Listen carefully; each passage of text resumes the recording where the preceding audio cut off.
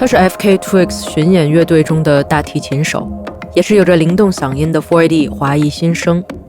与yeule合作新歌，跟eartheater梦幻联动。本期乐棱镜对讲机 Lucinda Chua。Hi, I'm Lucinda Chua. I'm an artist living in London in the UK and I make music. Who do I run from? I have no idea how to describe the genre of my music. I play the cello and definitely draw inspiration from classical music, but I also produce in Ableton and I'm a songwriter and I sing. I'm cold and you'll see. My debut album, Yen, is actually named after my middle name, which is Xuyan. In Chinese, my father is Chinese Malaysian and my mother is English. And I was inspired by the metaphor of the swallow, a migratory songbird that lives between two places. And I felt like that was something that I related to as someone who's grown up with two different cultures that make up my heritage. Growing up in the UK, I lived in a neighbourhood where there weren't many other Asian people. I was also really far away from my Chinese family, who lived in Malaysia and in the United States. And in the school that I went to as a kid, in my class, I was the only Asian kid. So I guess I always felt a bit isolated or different to people around me. And I didn't necessarily have a community of people who understood the culture of my family or the values that we'd grown up with.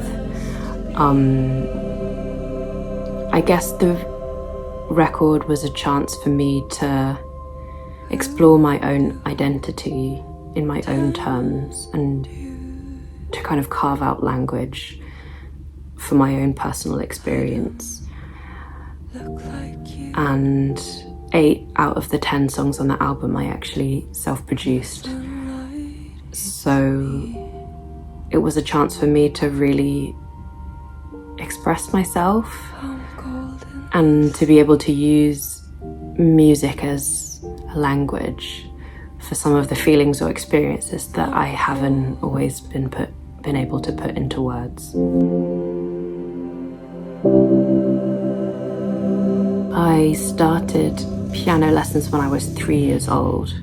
I was so small that when I was sitting at the piano, my feet didn't touch the ground. And when I was 10, I was allowed to take up a second instrument and I chose the cello. And I think I was just really drawn to how unique it was as an instrument visually, but also sonically. I loved that it was a kind of like deep, rich sound, not dissimilar to the human voice. And I just love it as an instrument because it feels really emotional, or I feel able to express my emotions whilst I'm playing it.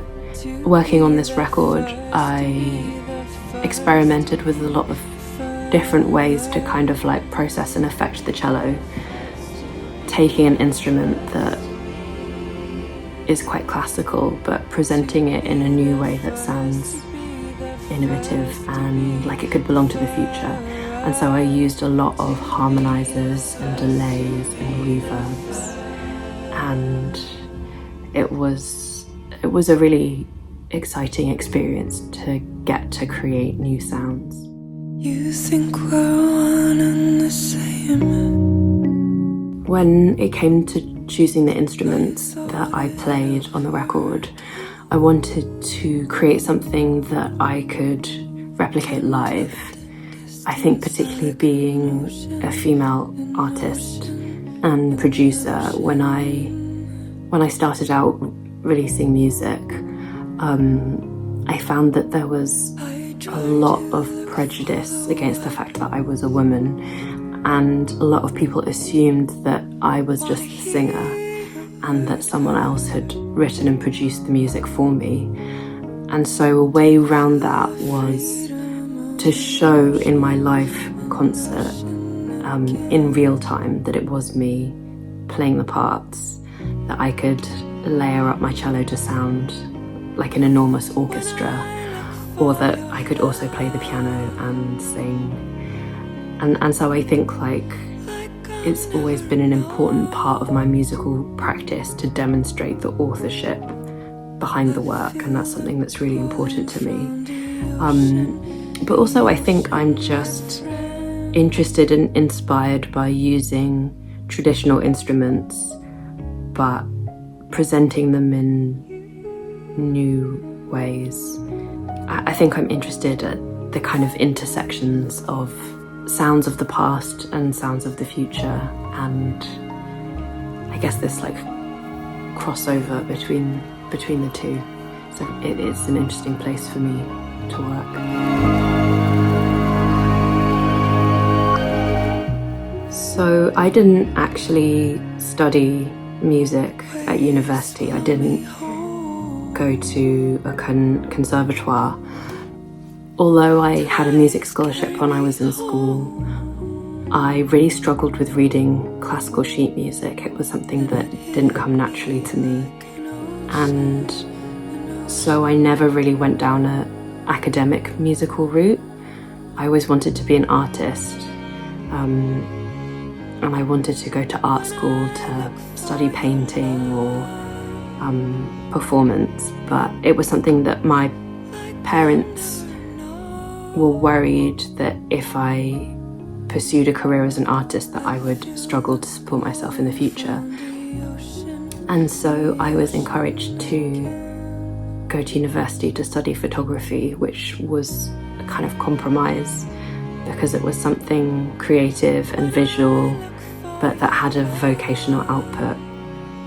And it's interesting because I definitely think that my study of photography and working with like image making has affected the way that I produce. I think about music very spatially, as if a composition can be a world that you can inhabit, and in putting it together you can add in different structural elements as well as colours and textures, and you can create like isolated intimate moments that feel like a close-up image, but equally you can present a really broad horizon, like expansive moment. And so I think definitely when it comes to composing and producing music, I work quite visually in my head with thinking about things in a cinematic way. When all I fear is all. So before I released Yen, I was performing with FKA Twigs as part of her live band.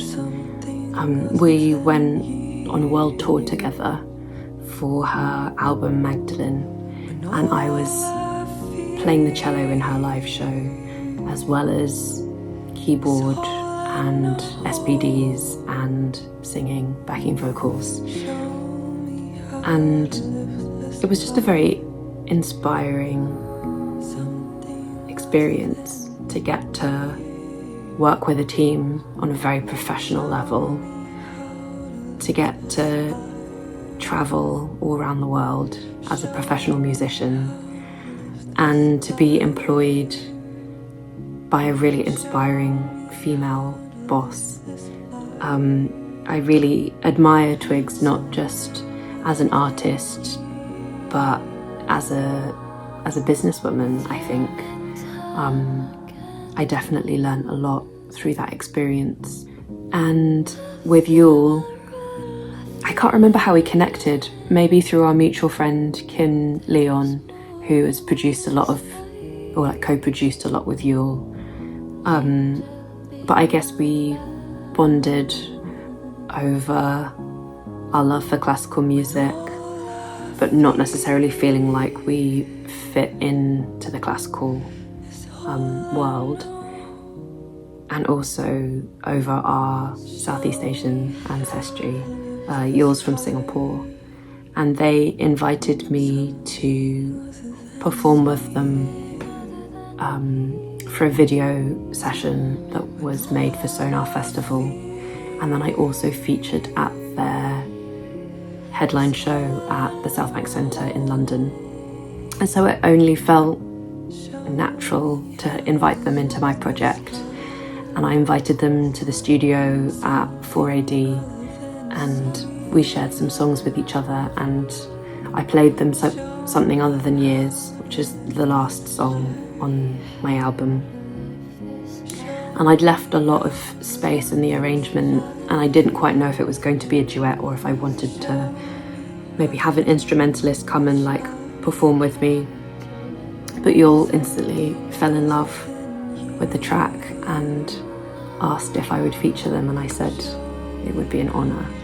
And so we co-wrote that song together.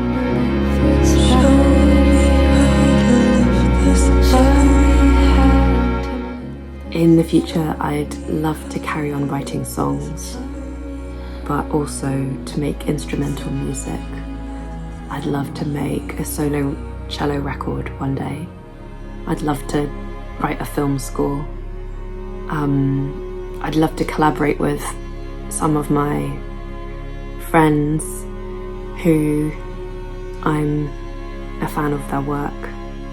I think Yen was such a introspective and solitary writing process for me that it would be really nice to do my next album with some more people. And of course I would love to come and tour in China. That would be a dream. I would love to learn more about the Chinese music scene. I'm actually coming to Shanghai at the end of this week. And I hope to come back more in the future. It's hard to explain what music means to me. It's hard to put it in words. I guess it's something that has just always been a part of my life. I don't think I can remember a time when I didn't play music. And because I started music lessons so young, I think I played music before I was aware of any recorded music. So it's really like a part of my core memory.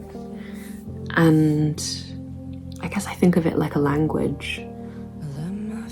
And more recently, I've been reflecting on my mixed heritage and having Chinese and English ancestry, and the fact that I can't speak Mandarin, which is something that I would love to learn.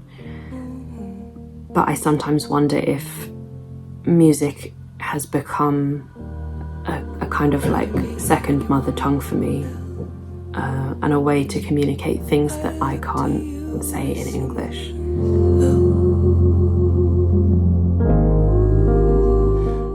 I guess the last effects pedal that I bought is the Strymon Flint, and it's a reverb and tremolo pedal, and I'm just in love with it.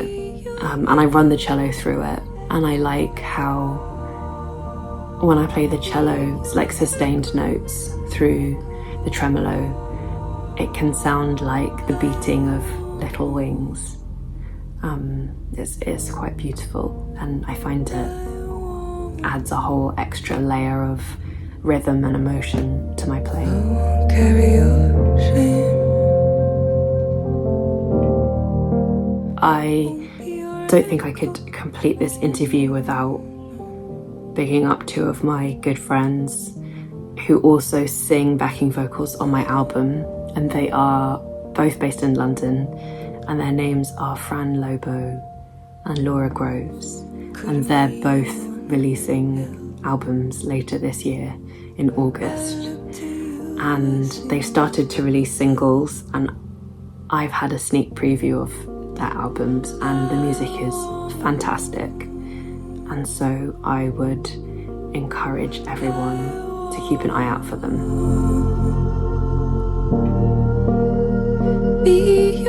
To my Chinese audience and supporters, I just want to say thank you guys so much.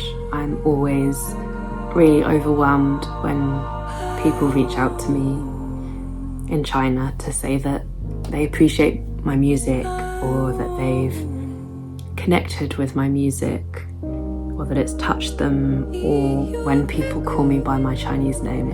I find it really moving because, like I said before, I didn't grow up with a strong Chinese community, even though I've always understood that I am Chinese, part Chinese.